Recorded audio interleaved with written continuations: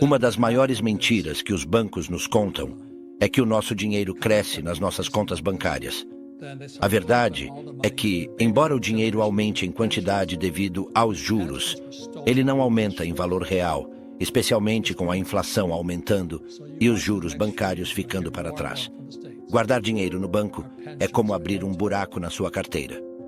Neste vídeo, Robert Kiyosaki, empresário e bilionário, dará dicas de 6 ativos que podem impedir essa erosão da riqueza e ajudá-lo a criar riqueza intergeracional. Ouro, prata e platina. Uma das principais razões pelas quais o dinheiro é considerado valioso é porque é usado para armazenar valor para o futuro. No entanto, os governos atualmente imprimem cada vez mais dinheiro para financiar seus déficits, o que significa que você nunca sabe quando aquele pedaço de papel que chama de dólar se tornará inútil. É por isso que os consultores financeiros recomendam investir em algo valioso que seja escasso e não possa ser facilmente replicado. Essa é a principal razão pela qual os ricos reservam uma parte de seu portfólio para metais preciosos, como ouro, prata e platina, que tendem a aumentar de valor quando a inflação está em alta. Já imaginou desvendar os segredos das maiores mentes do mundo sem nenhum esforço? Pode parecer incrível, mas agora é uma realidade. Com o nosso kit de 100 livros resumidos, que inclui audiobooks e PDFs das partes mais valiosas, o aprendizado se tornou mais acessível do que nunca. Não perca essa oportunidade. Garanta o seu kit clicando no primeiro link da descrição. Antes dos anos 1950, uma onça de ouro podia ser adquirida por $400. Em 2023, a mesma onça é avaliada em mais de $2.000. De acordo com as análises de ouro da Prime XBT, espera-se que esse valor chegue a $10.000 em 2032.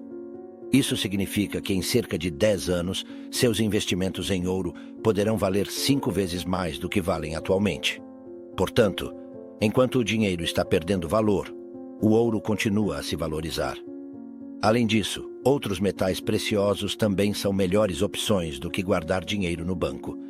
Se você está se perguntando como ganhar exposição ao ouro em seu portfólio, sem comprar o metal físico, pode investir em ETFs de ouro.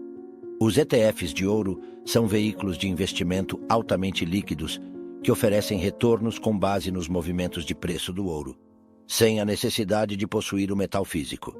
Além da escassez, outra razão pela qual os metais preciosos são considerados valiosos é o seu valor de utilidade natural, o que os torna indispensáveis para várias aplicações industriais. Por exemplo, o ouro é usado na fabricação de eletrônicos, equipamentos médicos e reatores nucleares, entre outros. Da mesma forma, metais como cobalto, níquel e cobre têm uma alta demanda na indústria devido às suas propriedades naturais, que não podem ser facilmente substituídas por outros materiais. Para dar um exemplo mais claro, desde 2020, a demanda por cobalto tem aumentado consideravelmente, principalmente devido ao seu uso essencial na fabricação de baterias para veículos elétricos.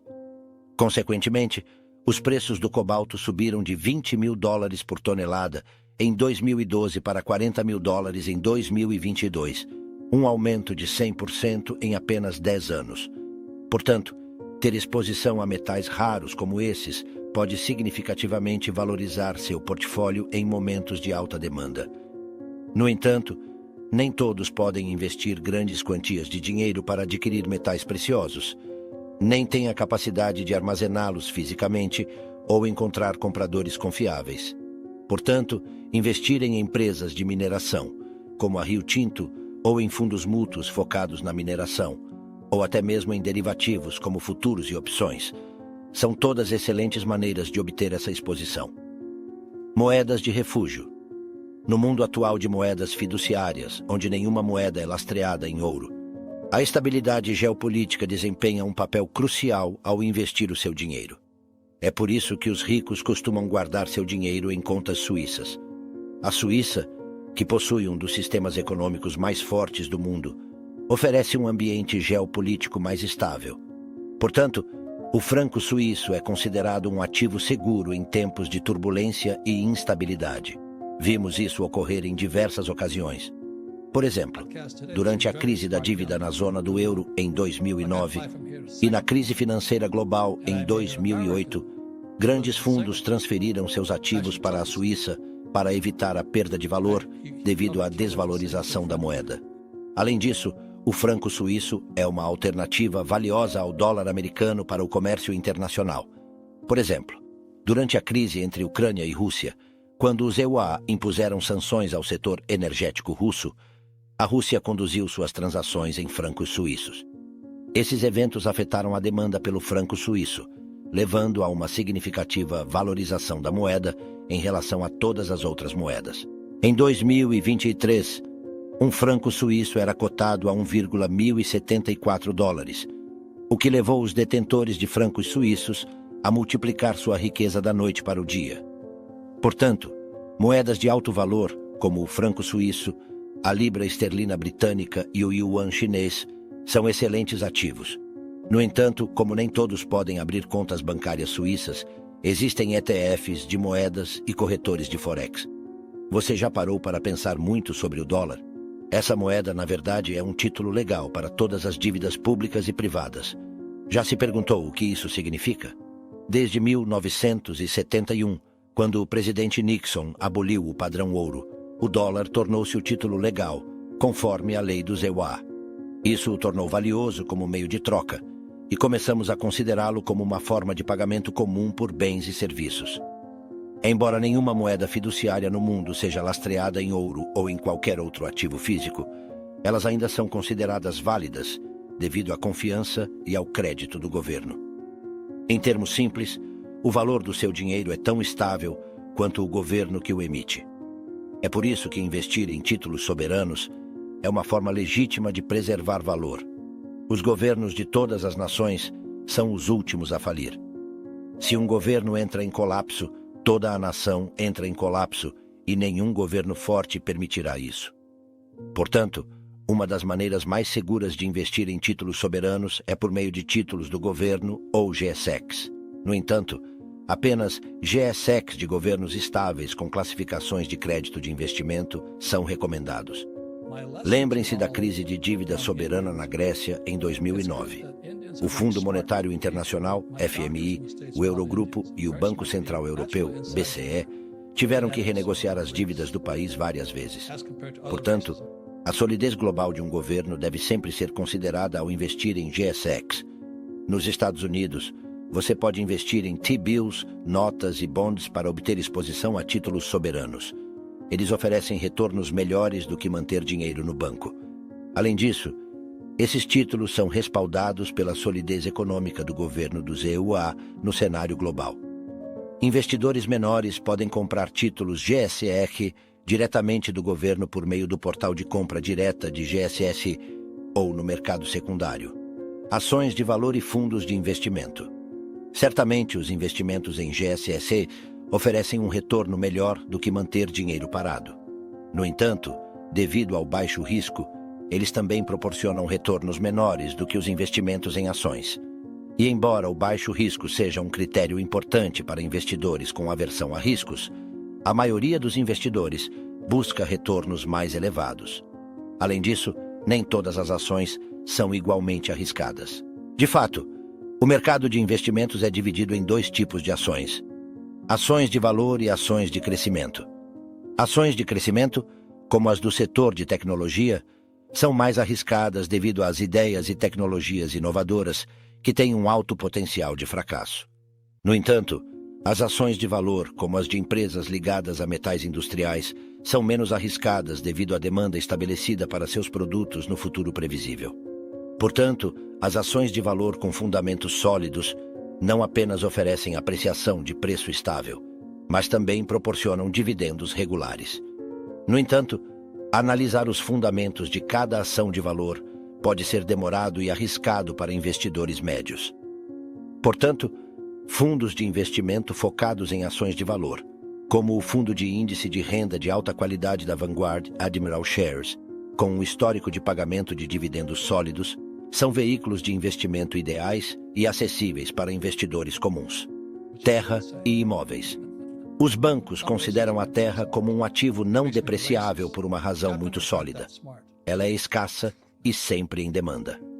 Desde o início dos tempos, a terra tem sido um dos recursos mais valiosos do mundo.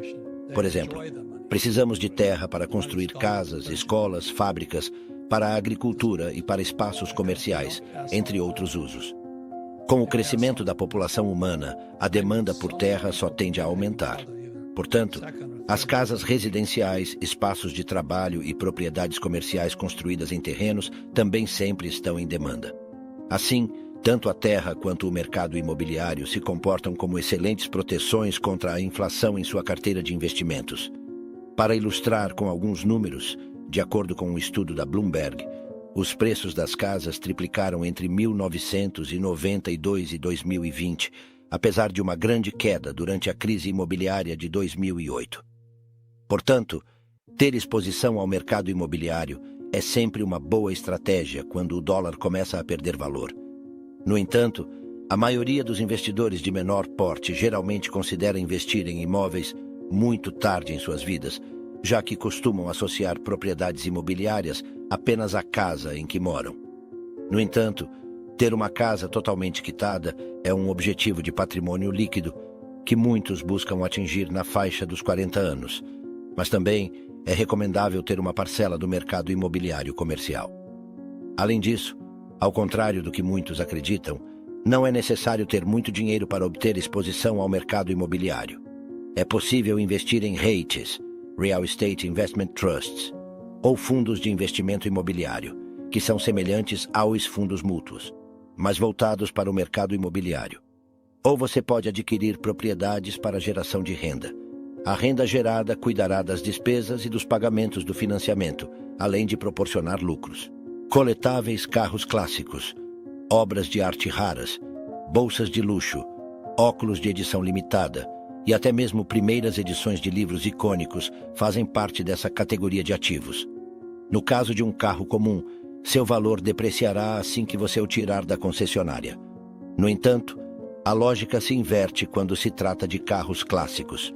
Assim como o vinho, eles se tornam mais valiosos com o tempo. Por exemplo, de acordo com a Autocar, um Mercedes-Benz 300 SLR de 1955, conhecido como Gullwing Coupe, foi vendido por 135 milhões de euros em 2022. Apenas 2 unidades desse carro foram produzidas, tornando-o um item de colecionador raro para entusiastas automobilísticos. Da mesma forma, em 2017, a pintura mais controversa de Leonardo da Vinci, Salvator Mundi, foi vendida em um leilão da Christie's por um valor surpreendente de 450 milhões de dólares para um colecionador. A razão pela qual os mais ricos investem quantias substanciais em produtos de edição limitada é que essas peças únicas são depósitos de valor imprevisíveis. Elas podem alcançar preços inimagináveis se você encontrar o comprador certo. Dinheiro no banco te empobrece. Todos nós ouvimos a expressão de que o dinheiro no banco é como uma árvore de dinheiro no jardim. Embora essa expressão tenha alguma verdade, ela não nos dá a imagem completa. Guardar dinheiro numa conta bancária é certamente melhor do que mantê-lo escondido debaixo do colchão. A principal razão para manter dinheiro no banco é que o banco paga juros sobre ele. Portanto, o senso comum nos diz que o nosso dinheiro no banco crescerá devido a esses juros. Mas isso não acontece na realidade. Para entender o porquê, precisamos compreender o conceito de paridade do poder de compra. Em 1990, um Big Mac do McDonald's custava cerca de $3. Hoje, o mesmo Big Mac custa $5,80. Isso é quase o dobro do preço. Portanto, o valor dos $3, quando se trata de Big Macs, diminuiu consideravelmente. Isso se deve ao aumento de preços, o que chamamos de inflação. Vamos supor que a taxa de inflação seja de cerca de 4% a 5%. A taxa de juros da sua conta bancária deveria ser pelo menos igual a essa taxa para que você possa comprar as mesmas coisas que comprava há 10 anos com a mesma quantia de dinheiro. No entanto, isso não é verdade. A gasolina, o leite e praticamente tudo o mais estão mais caros.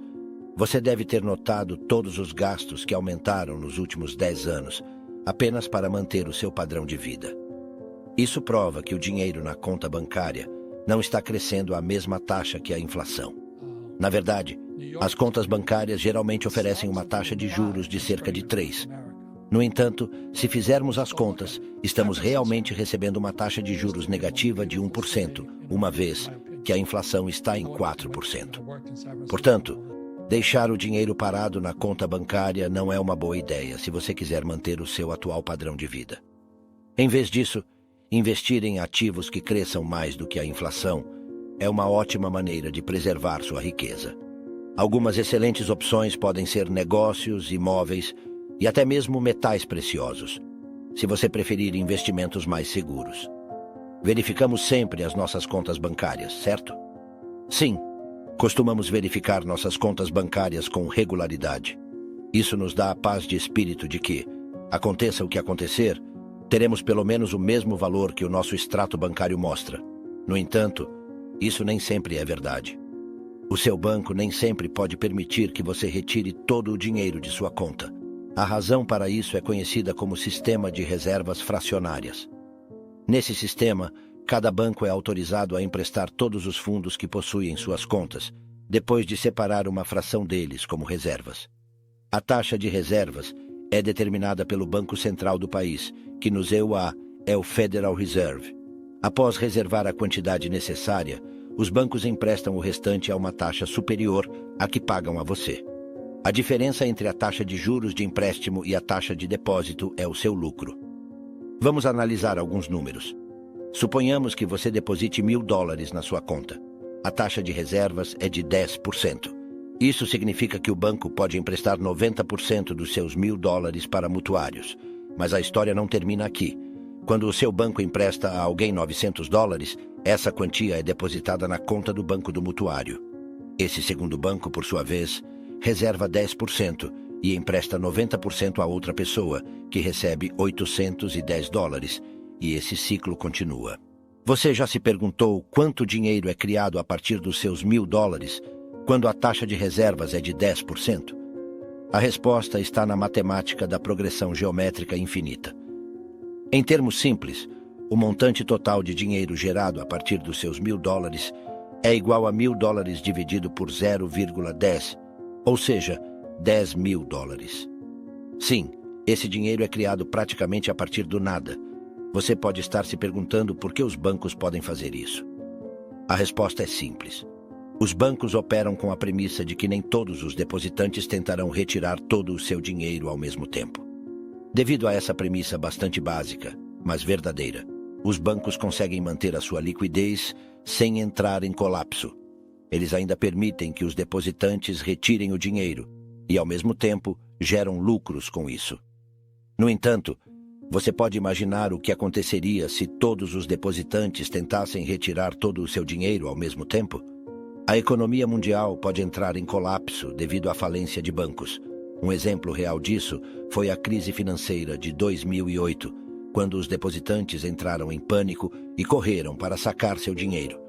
Devido a um grande número de solicitações de saque, cerca de 25 bancos faliram nos Estados Unidos em 2008. O mesmo ocorreu recentemente em 2023, quando os depositantes de bancos de renome realizaram saques maciços de $10 bilhões. Essa retirada em massa ocorreu como resultado do súbito colapso do Banco do Vale do Silício, tornando-o o terceiro maior colapso bancário na história dos Estados Unidos.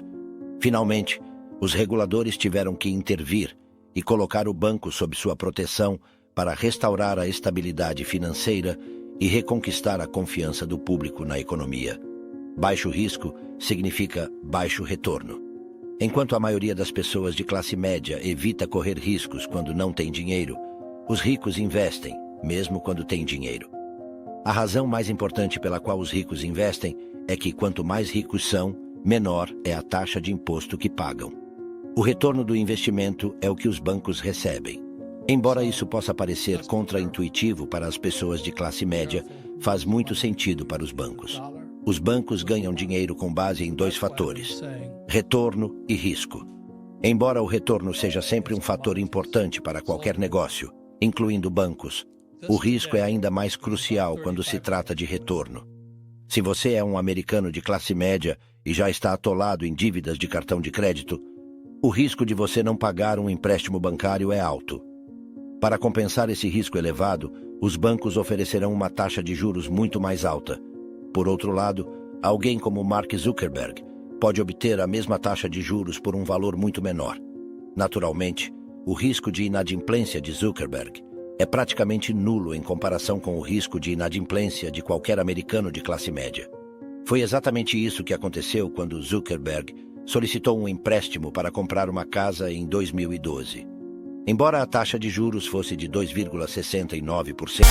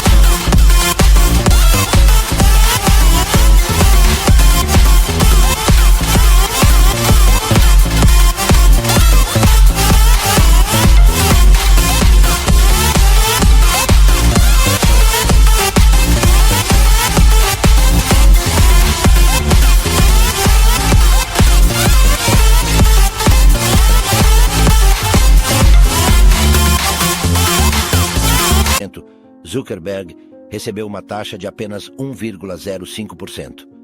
Isso resultou em uma diferença de 2,69% menos 1,05%, ou seja, 1,64%. Embora uma diferença de 1,64% possa não parecer muito em termos de porcentagem, em termos financeiros, isso representa uma diferença considerável. Zuckerberg pagou 5,95 milhões de dólares. Então, uma diferença de 1,64% significou 96.580 dólares a menos em juros para Zuckerberg. Isso representa quase 100 mil dólares a menos a cada ano em seu empréstimo habitacional de 30 anos. Isso equivale a dizer que seu empréstimo ficou 3 milhões de dólares mais barato, mesmo sem levar em consideração o efeito da composição dos juros. Dívida é dinheiro gratuito para os ricos. Outra razão pela qual os ricos investem, mesmo quando têm dinheiro suficiente, é porque a dívida oferece outros benefícios. Continuando com a história do empréstimo de Zuckerberg, podemos ver como ele usou a dívida em seu benefício.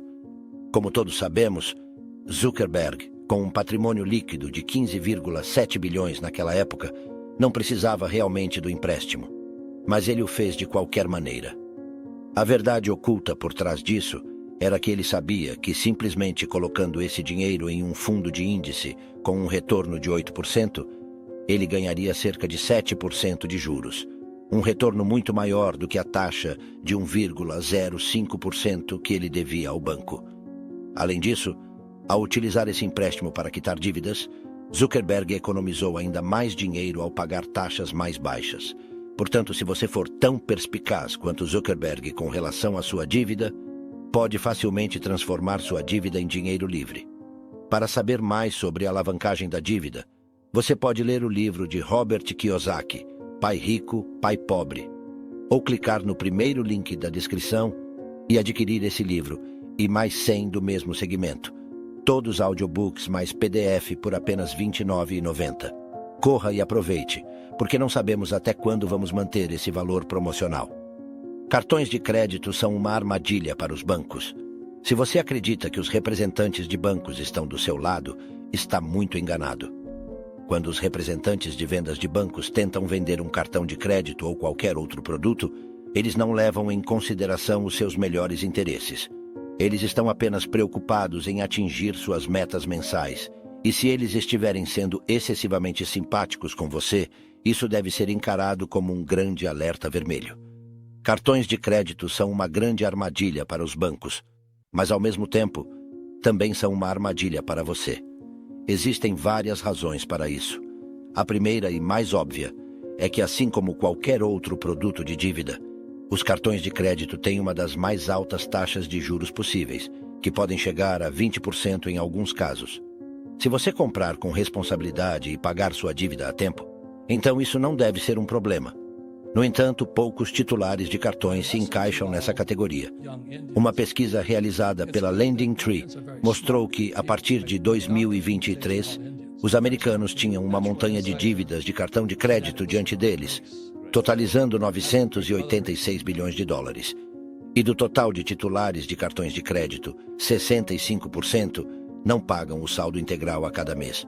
O maior problema com os cartões de crédito